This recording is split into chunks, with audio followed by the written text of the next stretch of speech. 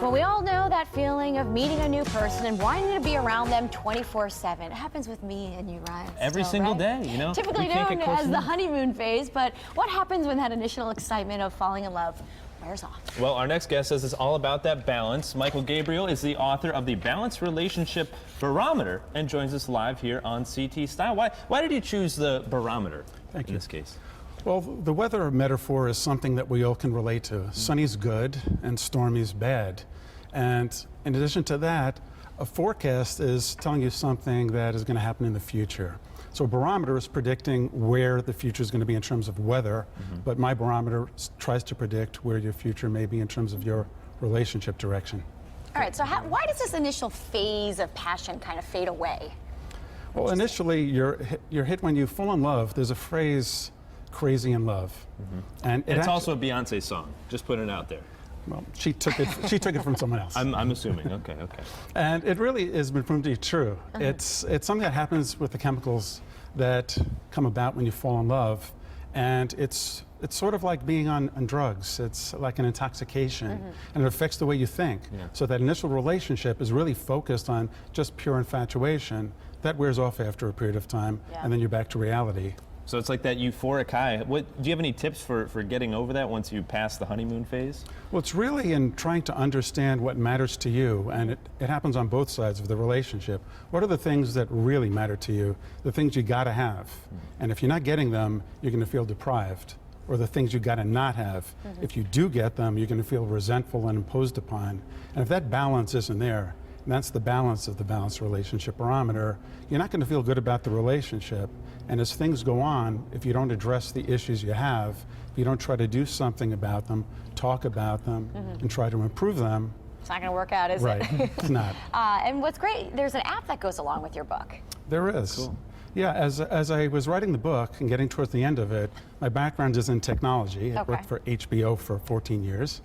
And I realized to make the book come alive, and we've all read self-help books, but you read them and you put them on the shelf. And then you forget about them. Exactly. Yeah. Well, in this case, I was hoping to create an app that became part of your life, sort of like the Fitbit for relationships. Ah, I like that idea. That's neat. So is it measuring you could your track your feelings and relationship your love? more or less? So it actually kicks you off with a pick list of needs. And you could add your own, but it makes it easy for you to start. And then based on the needs you pick and how well you feel they're being addressed, you get a forecast that shows you where your relationship looks like it's headed.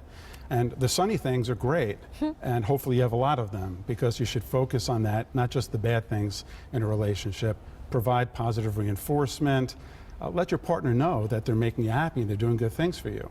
But if you have problems, you need to really look at how often they're happening, how badly they affect you, and if they are affecting you, to do something about it, because they're not going to just get better on their own. Yeah. That's true. Is it worth staying in a relationship? I mean, if you're not married, when there's really stormy weather? That's really where the balance tips. Like if your barometer is pointed towards tornado, which is like the worst on the barometer scale. I don't want that. I think we've all had a few of those, no? Yes, once in a while. Yeah, you're not likely to turn a tornado into sunny skies. Right. But again, you need to look at it. If you've never talked about it, then it's not going to get better on its own. So you really need to see and make that decision on your own. Are things getting better, or are they actually getting worse? And the app helps you become self-aware. So as you record your experiences, sort of like in a diary kind of feature, you start to see what's making you feel good and what's not making you feel good. And I'm sure that you probably learn a lot about yourself. As you mentioned earlier, you were talking about needs, and sometimes that's something that we don't always think about because we want, and we don't always think about what we really need and what that person is providing for us. Absolutely. And some people have said that's very one-sided, but it actually is two-sided. You should be doing it, your partner should be doing it, and you should be talking about it. And that makes it two-sided.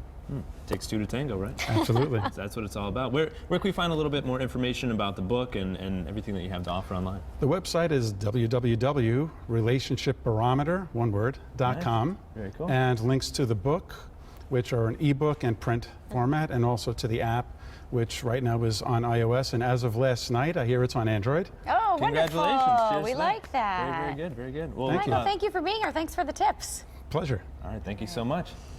And